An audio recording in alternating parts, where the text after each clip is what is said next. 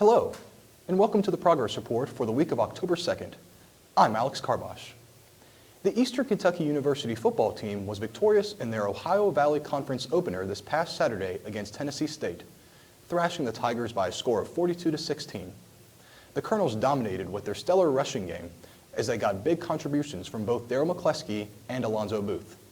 McCleskey had 16 carries for 202 yards, while Booth had 12 carries for 115 yards, and each player scored 2 touchdowns en route to EKU's enormous win. They are now 3-2 on the season and 1-0 in OVC play. The Colonels' next game is homecoming this Saturday, October 5th, as they take on Tennessee Martin.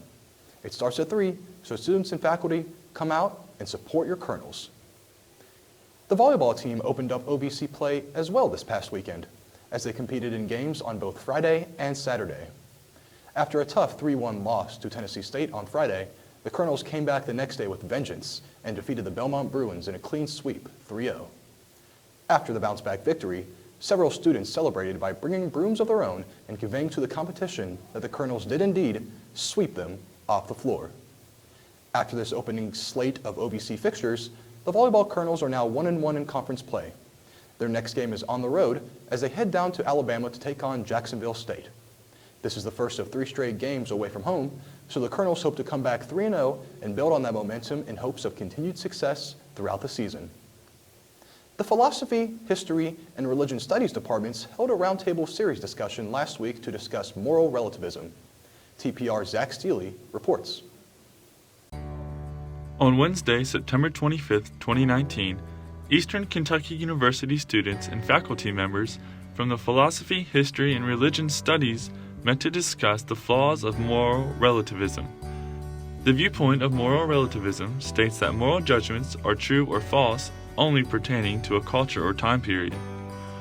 This edition of the Roundtable Series was held in room 319 of the Keith Building.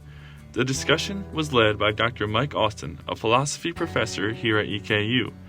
Dr. Austin describes himself as a moral realist, which is someone who believes that there are objective truths in the world we live in, such as needing oxygen to breathe. Many others who participated in this discussion agreed with Dr. Austin. Others, like Chase Jackson, a freshman from Pikeville, Kentucky. Chase agreed that objective truths do exist, and he also learned about absolute morals, deeming all actions either right or wrong. Other questions about morality being exclusive to human beings and why is moral relativism commonly rejected by so many philosophers were raised. Answers came from professors and students that ignited further discussions amongst the occupants around the table. Dr. Austin said he was pleased with the discussion and glad that there wasn't an empty chair in the room and everyone involved was civil and respectful. The next Roundtable Series will take place on October 30th, where Trump and conservatism will be the hot topic of discussion. For the Eastern Progress, I'm Zach Steele. On Saturday, before the start of the football game, the Matter of Pride wall was unveiled as a form of dedication to former EKU football players, managers, and trainers. This wall had over 1,300 names of former football team members who were associated with the team during Roy Kidd's 39-year coaching tenure here at EKU. Eastern Progress sports editor Zach Combis covered the event and told me it was a monumental gathering of EKU football players from the past. Yeah, it was a really awesome ceremony. They had alumni back from 39 years of Roy Kidd's coaching career. So people all the way back from the 60s, 1960s were back to celebrate. Over 1,000 names were on this wall. So a lot of people all the way from players, trainers, and managers from those teams from 39 years. So it was a really cool event. They came up, spoke. They had a person from each decade come up and talk. And then they had pretty good stories too.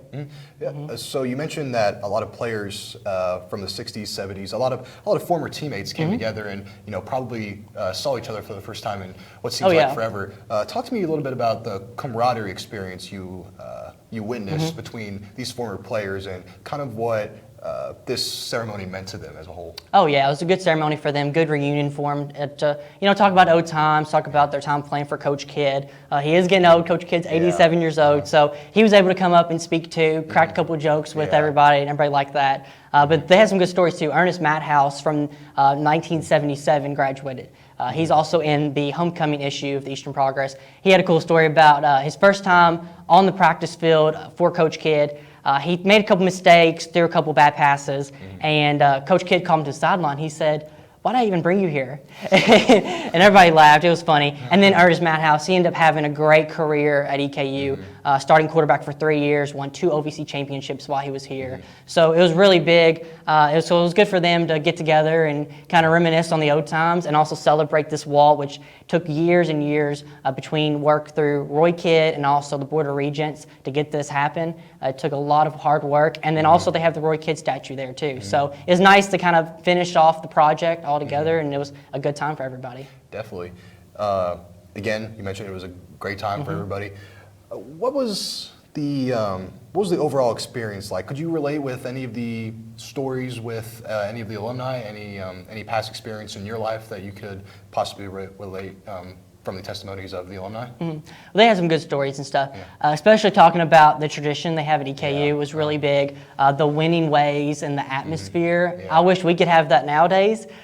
It was amazing, all the championships that they won over Roy Kidd's time, but he's a legendary coach, and does legendary things too. So it was neat having everybody back and meet some of the alumni. Like I said, I interviewed Ernest Matthouse for the newspaper this week, and that was a great interview, so make sure you check that out and the paper. Okay. So you also have 2 very special interviews coming up this weekend. One is going to be with Coach Roy Kidd himself. Who's the other one going to be with? Yeah, Marla Rodner. She was actually the first female sports editor for the Eastern Progress, also the first female reporter to be allowed in the football locker room. So it's pretty neat. I'm going to have a sit-down interview with them in the new football locker room, which is going to be fun. They're going to, first time seeing each other in years, they said. So they still stay connected, even though it's been years and years ago. So that's going to be really cool. So you have to watch out for that. We'll have a video and pictures on our website. Okay, sounds good. Thank you for your time, Zach. Thank you. It was an excellent weekend for EKU sports and extracurricular events on campus. Expect more of the same this upcoming weekend during homecoming, as it will be a fun-filled, action-packed day on the campus of EKU.